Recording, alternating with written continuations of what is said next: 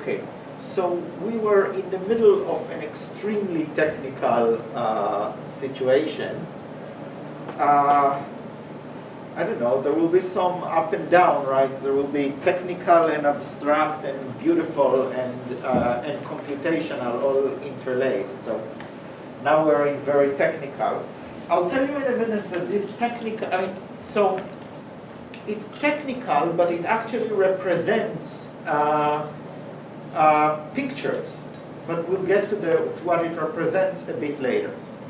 But anyway, we needed to figure out how to compose two Gaussians in this category GTO. We actually know the answer because we had some intuitive games, and we also had a verification. And to me, the verification is stronger than anything. But I also wanted to develop a technique to do it completely rigorously. Also because this technique will be useful later for other things. Okay?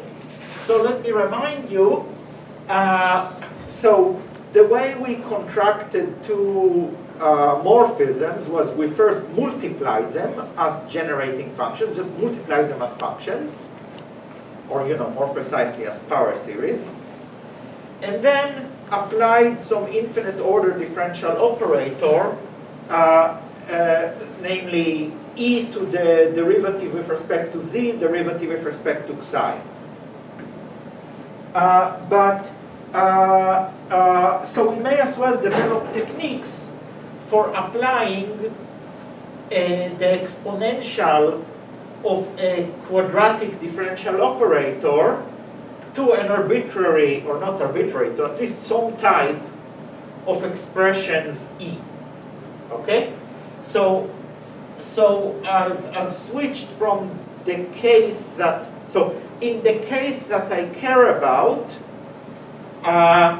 this is of a specific form, namely Fij was really this matrix which was, what do you call it, this block matrix in which the two off-diagonal blocks are the identity. And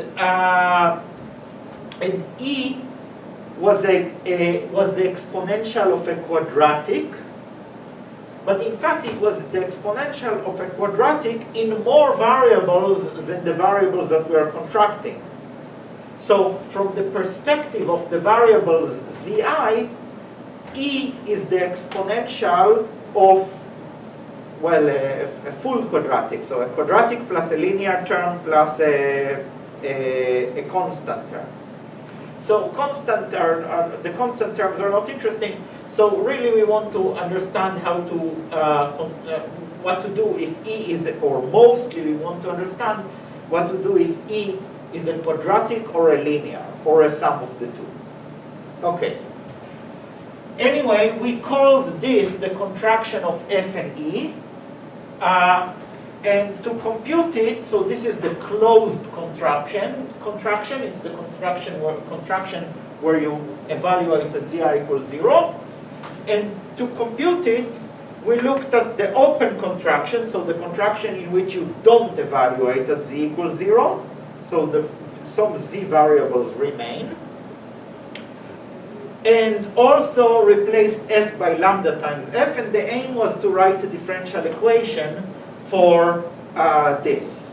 So basically for that. And it's actually very easy. The derivative with respect to lambda becomes a second order operator applied to that same thing. And then finally, we said we actually care about situations in which calligraphic E is the exponential of something simpler, so which we call just uppercase E. So uppercase E is just the logarithm of calligraphic E. And finally, we're not interested really in this. We're interested in log of that, because we want to stick with everything is the exponential of something simpler. So I want to compute log of uppercase psi, which is lowercase psi, and I call this that. Curly bracket lambda f colon e. And then we had a claim which I proved, so this is fully rigorous, I'm still reviewing, okay? So there is some equation which I will later call the synthesis equation. Am I pronouncing synthesis right? Synthesis, okay. The synthesis equation, and you'll see in a minute, you'll see later why.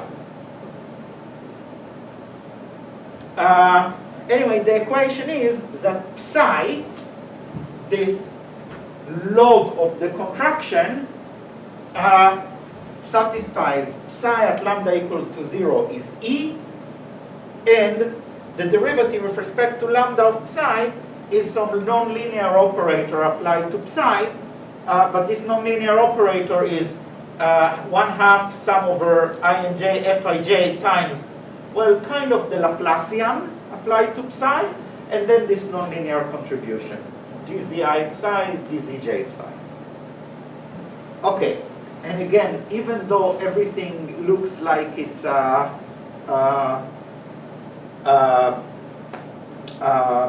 analysis, it's actually pure algebra. Everything is over Q. I don't know what the real numbers are. And by the way, I mean it in a rather strong sense. I mean, I'm allergic to the real number myself as a mathematician. Anyway, and then the last thing we did was we made the claim that if you contract a Gaussian, you get a certain specific answer, and we've started proving it by verifying this, the equation. But it occurred to me that it was a mistake, and before going back to this verification, we should have done the linear thing. So right, the thing we care about the most is the case where E is a linear plus a quadratic. So we should also care about, so first we should have done the linear thing, it's a bit easier. So here is my claim. So if you contract according to F, something linear in the zi's, so anything linear can be written as some yi zi, then the result is equal to 1/2 Fij yij, so it's quadratic in the y's, in the coefficients of the z's, plus whatever you had before, some yi zi. Okay?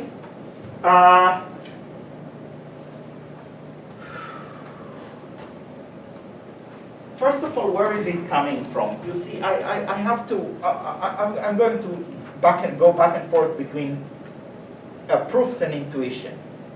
So, picture for that. So, what are we doing here? Or how am I going to view it? So, we,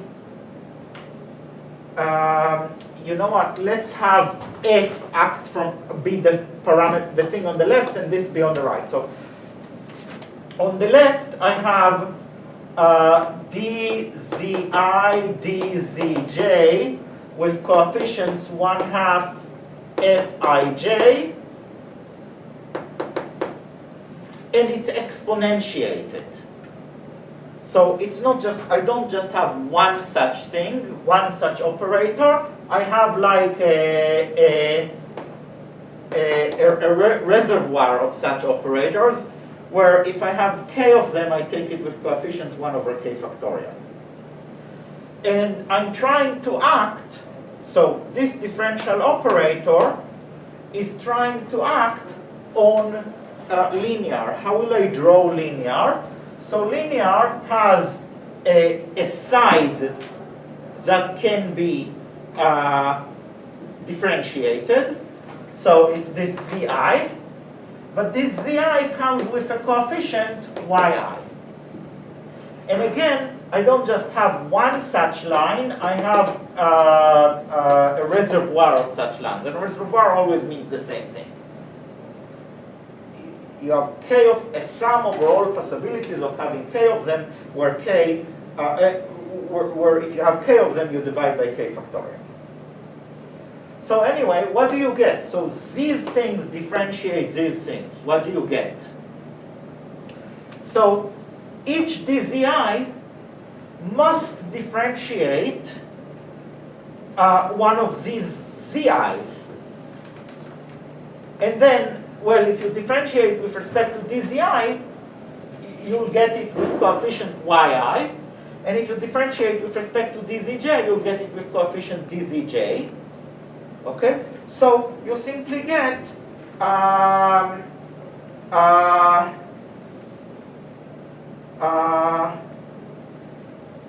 things like this. So you simply get things like this.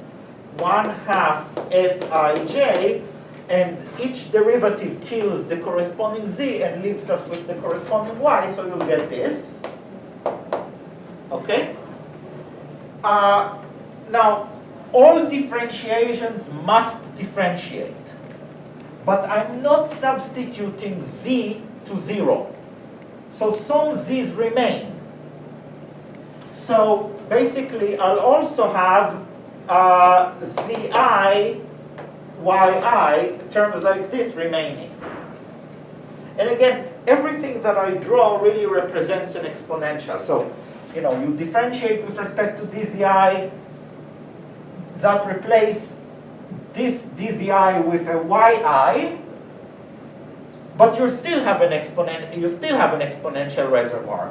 You do it to the second one, it replaces the dzj with a yj, and you still have an exponential reservoir.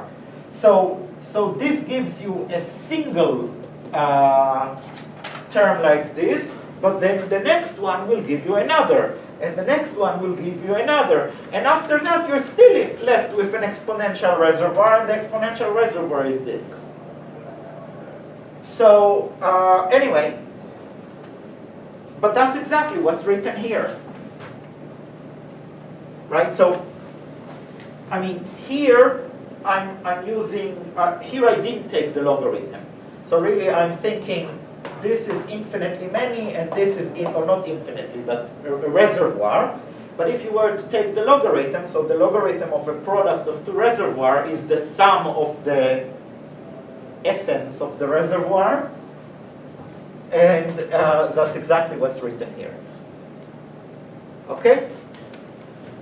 So that's the picture that I have in mind.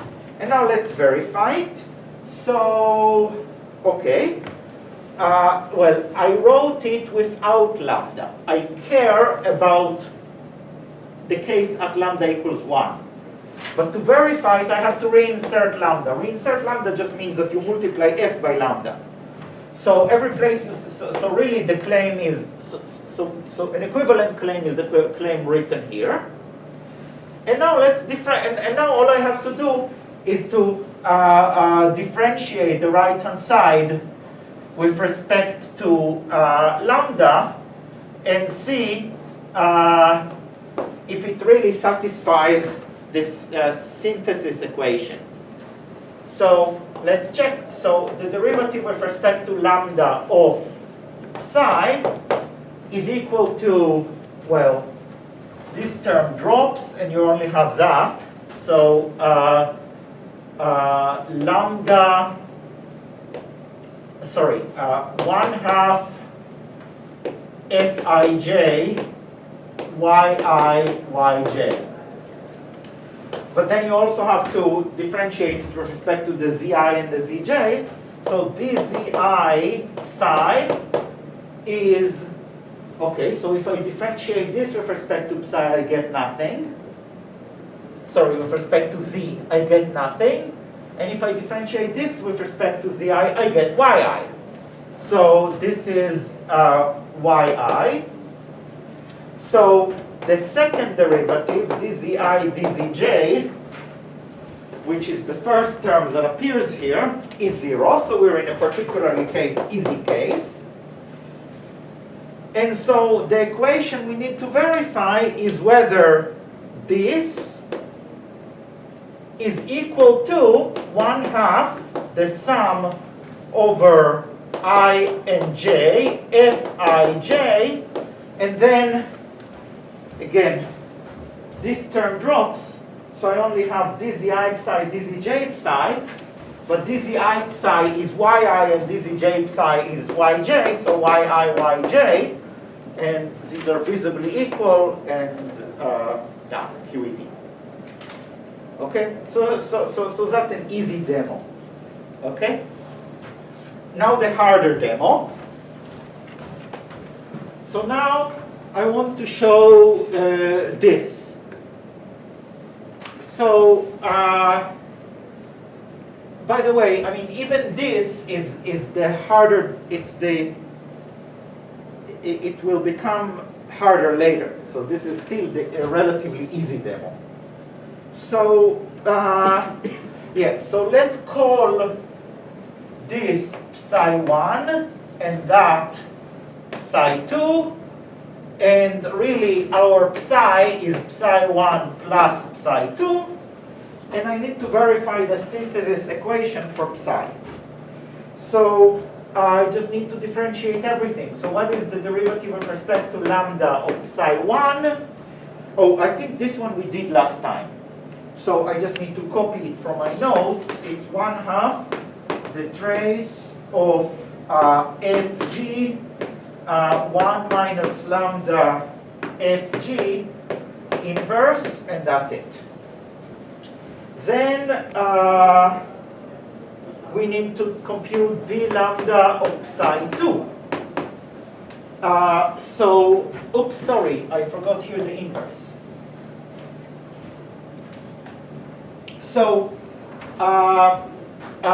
and now the problem is that we need to differentiate an inverse matrix. And that's where we were stuck last time. So let's do it right now. So,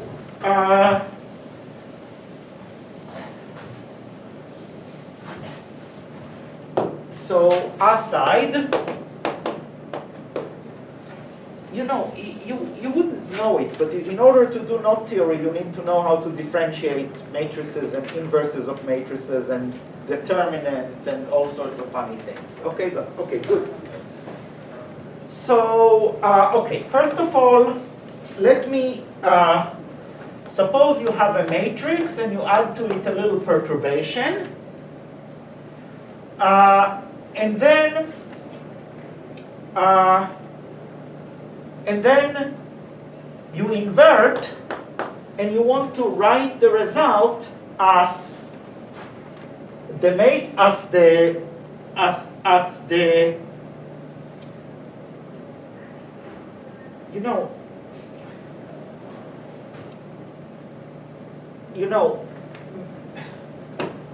I should just go and teach my 257 class. So I'm trying to compute the differential. Okay, so we have a map from n by n matrices into, I don't know, I'm just throwing in some abstractness, which really isn't necessary, which is really silly, okay? But anyway, we have a map, let's call it inversion. What's a good symbol for inversion? S, because it's like the antipode. So we have a map S from n by n matrices to n by n matrices, and it's the map which maps a matrix A to A inverse. What I'm trying to do, I mean, this is a manifold, okay? Or this is a Euclidean space, this is a Euclidean space. So I'm trying to compute the differential of S. How is the differential of S defined? It's defined, or maybe let's call it S prime. How is S prime defined? S prime is that linear transformation for which S of A plus epsilon B is equal to S of A plus S prime times plus epsilon S prime applied to B, S prime at the point A applied to B, plus lower order terms. Right, that's the definition of the differential. So I'm trying to find this linear transformation that which is the coefficient of the which determines the term proportional to epsilon in this expansion. So I'm trying to write this expansion. Maybe I'm overdoing it now. Anyway, so this is let's write it as A times 1 plus epsilon A inverse B inverse, right? If you multiply in A, you get that. Now, the inverse of a product is the product of the inverses. So this is in reverse order, 1 minus epsilon A inverse B inverse times A. And now inverting near the identity is, you just get a negative sign. So I mean, 1 minus x inverse is 1 plus x. A inverse, right? A inverse, right. So this is 1 plus epsilon A inverse. Sorry, this is plus, not minus. So 1 plus x inverse is 1 minus x. So this is 1 minus epsilon A inverse B plus terms proportional to epsilon squared, but I don't care about. I don't care about them. Times A inverse. And now I can open parentheses and I get A inverse minus epsilon A inverse B A inverse plus terms that I don't care about. And then the conclusion is that the map S prime applied to the matrix B is the map that multiplies B on both sides by A inverse. Okay? But anyway, sorry, I don't know why I got into this. It's just, okay. But anyway, what it means is that if you have a matrix, I don't know what, A sub lambda, so a matrix A depending on a parameter lambda, and I want to differentiate this with respect to lambda. Sorry, I want to differentiate the inverse of that with respect to lambda. Then I write it as, so in general, so now this is just an ordinary derivative, right? So the way to compute this is to say, well, is to replace lambda by lambda plus epsilon and look for the term proportional to epsilon in the result. So this will be A, or the term proportional to epsilon in A lambda plus epsilon inverse. But this is the coefficient of epsilon in, sorry, I'll just short this for the coefficient of epsilon. So this is the coefficient of epsilon in A lambda plus epsilon d to d lambda of A lambda inverse, right? I mean, I replace A lambda plus epsilon by its own Taylor expansion, or by the beginning of its own Taylor expansion. And this by what I computed before, is the coefficient of epsilon in, sorry, I don't even need to say. This is exactly that where A gets replaced, where A lambda plays the role of A, and this plays the role of B. So the coefficient of epsilon is this. So it's A lambda inverse times B. So the derivative with respect to lambda of A lambda times A inverse with a minus sign. So we figured out how to differentiate matrix inversion, right? If you have a matrix that depends on a parameter, you invert it, you differentiate with respect to the parameter, you get this. So now, well, by the way, this is a generalization of the fact that the derivative of 1 over x is minus 1 over x squared. Okay, so really, you know, it is, but I will not show it. Okay. So anyway, now I want to differentiate this with respect to lambda, and I get negative 1/2, so the plus 1/2 from there and the minus from there. So negative 1/2 z transpose g, and now the differentiation that I've just done. So 1 minus lambda fg inverse times the internal derivative, so the derivative of this with respect to lambda, so it's minus fg, so fg, and the minus again became a plus. And then again the inverse, so identity minus lambda fg inverse, and then z. Whoa, whoa, whoa. Okay? Anyway, I hope I didn't get a sign wrong, because when I did it at home, okay, whatever. Yeah, no, this is correct.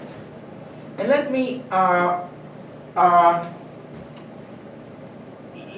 me rewrite it slightly. So G commutes with this inverse. If you don't believe me, well, here's the easy way to see it, and then the hard way. So really, this is the sum of a geometric series, which is 1 plus fg, or lambda fg, plus lambda squared fg, and so on. Right? So here we have g times that, so it becomes the sum of all ways of writing. Well, it's the sum of all chains of the form g, and then gfg, and then gfgfg. So all chains of f's and g's that alternate between them and that start and end at g. Okay? But that's exactly the same as what you would get if you would write the g on the right. If you put the g on the right, you'd also get chains that begins with, oops, sorry,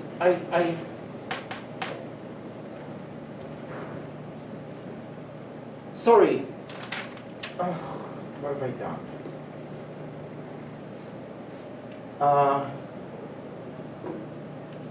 Sorry, if I move the g to the right, no, I wanted to move,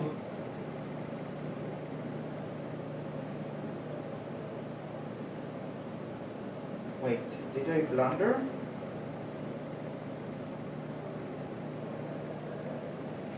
Oh no.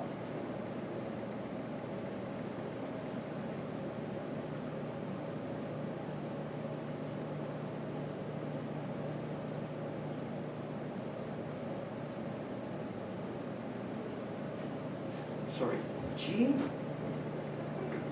commutes with this.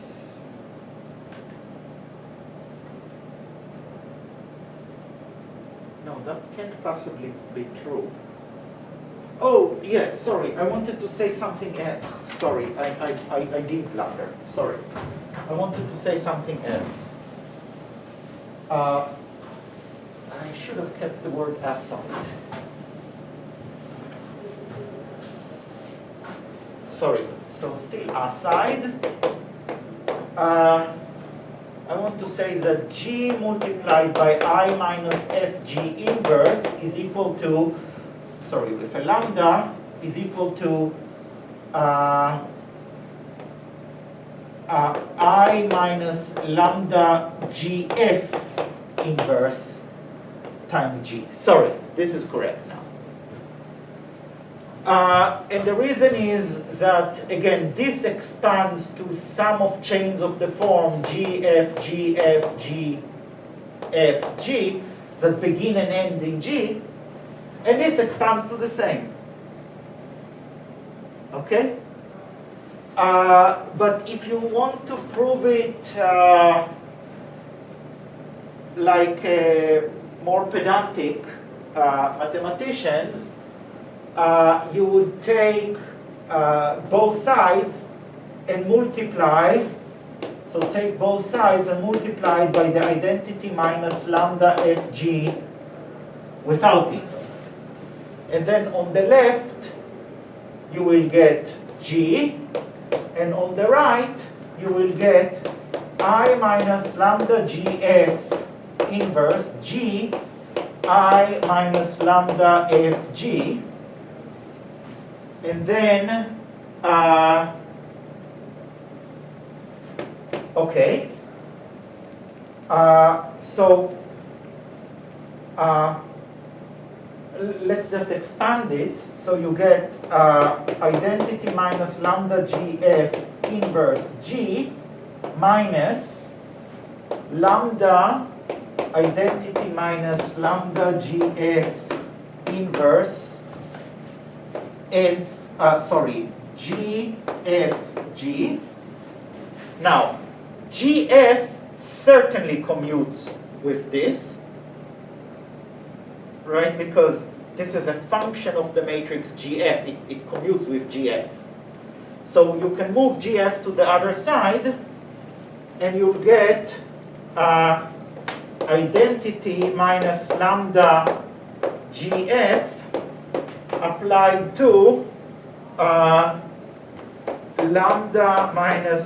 identity minus lambda GF inverse G. I've moved only the GF, not the G. So the G stays. But now these two cancel, and you have G. So we checked.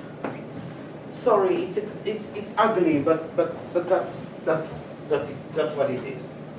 So this can be rewritten as 1/2 times. Let me just write it and then explain. So G1 minus lambda GF Z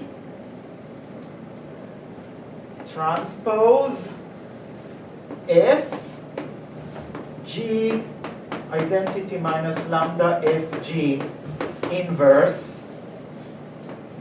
Z. Yeah. Okay, sorry. So basically, if you take the transpose of what's written here, transpose reverses the order. So you'll get Z transpose, G transpose,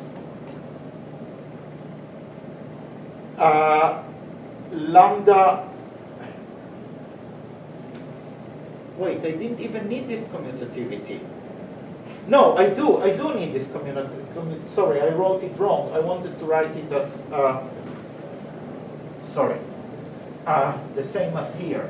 So G times 1 minus lambda FG, inverse. Sorry, so take the transpose, you'll get Z transpose times no, so I wrote it this way, but you can reverse the order and then take the transpose and you'll get that. Okay. Sorry. Okay. Next,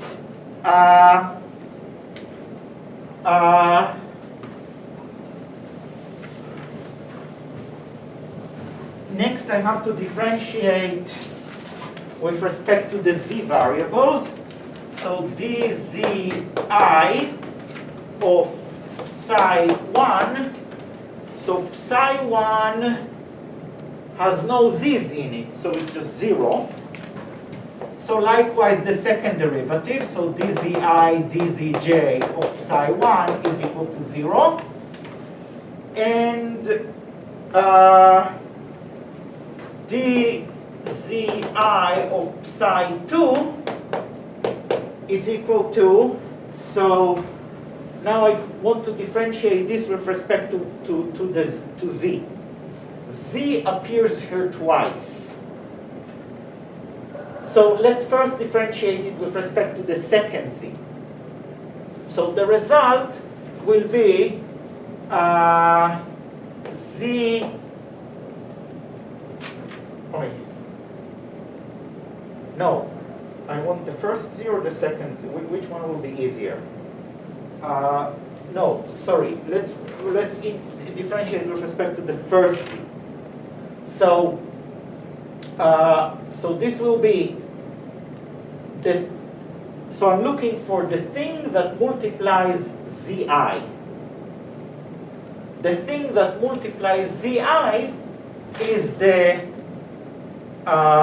G identity minus lambda fg inverse. So take this matrix, the entry ij in it times zj. And you have to sum over j. This gives you, sorry, and you have to divide by 2. I forgot to copy the 1/2. But you see, this is a quadratic form. It's symmetric in this z and in that z. So you just get twice this thing. Okay? Sorry, it's hell. I don't know why I'm doing this. But anyway, the conclusion is that dzi dzj psi2 is equal to, so now I differentiate this with respect to zj, and I simply get g identity minus lambda fg inverse the entry, the ij entry of this matrix. Okay. So I don't want to copy all of these formulas too many times. So the left-hand side of our equation in red is this plus that. The right-hand side of our equation comes from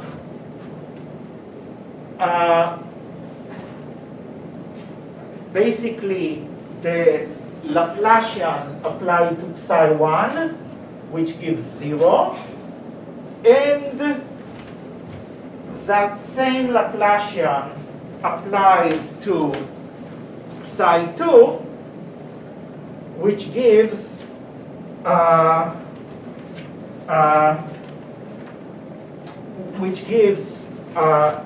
this, but multiplied by Fij.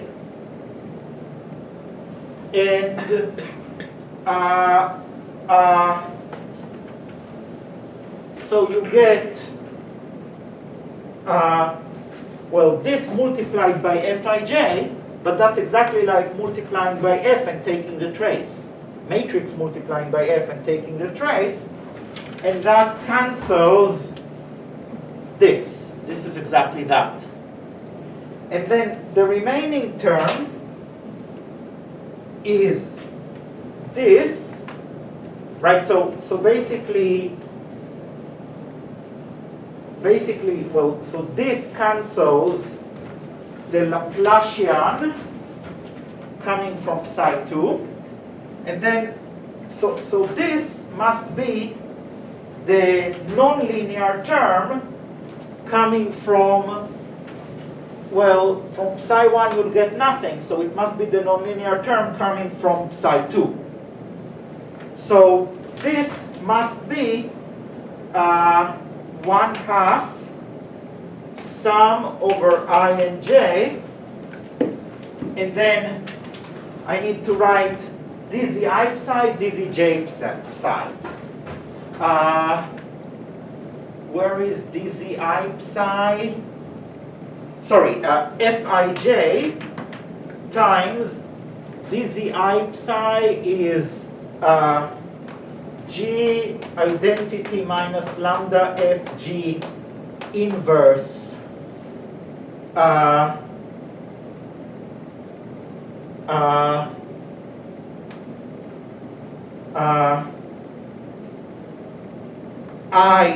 so I'm looking for dzi, so this so I must do here, put here I and then k and zk.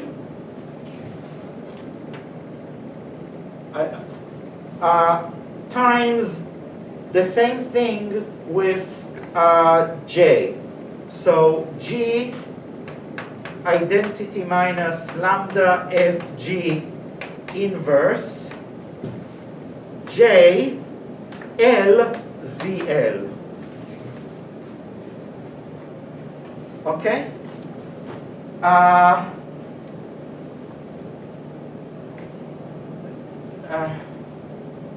Yeah, this is hell, but this is the matrix. This is matrix multiplication written in a funny way. So this is so this is that. This F is this F, and what remains here is that. Oi, this was hell. I'm sorry. I want to interpret all of this. This is. I shouldn't have gotten into it. But I want to interpret it.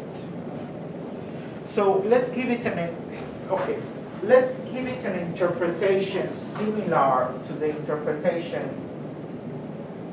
No.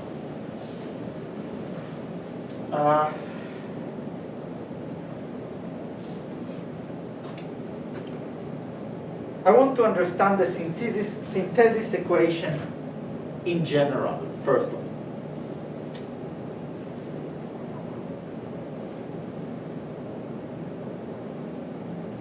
Oh, sorry,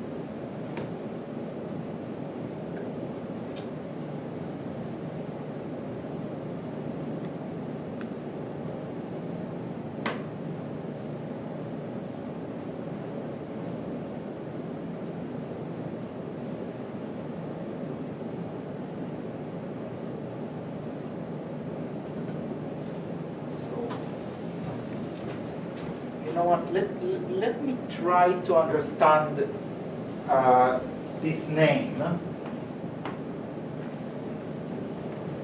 And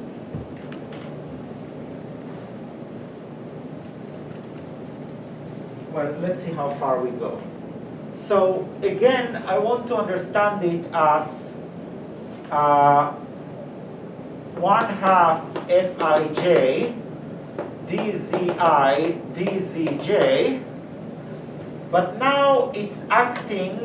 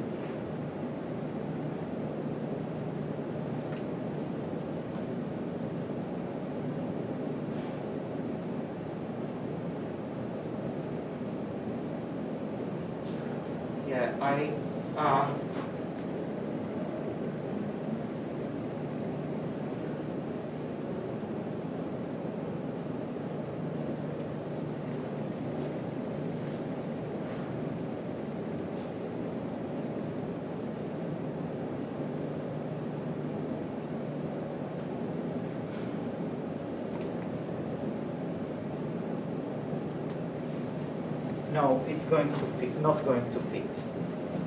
Sorry, let me just quit. I got drawn into a computation that I should have avoided, but let me quit and get back to it. I have to think whether to get back to it immediately or later when we need it again. But anyway, for now, let's just quit. Sorry.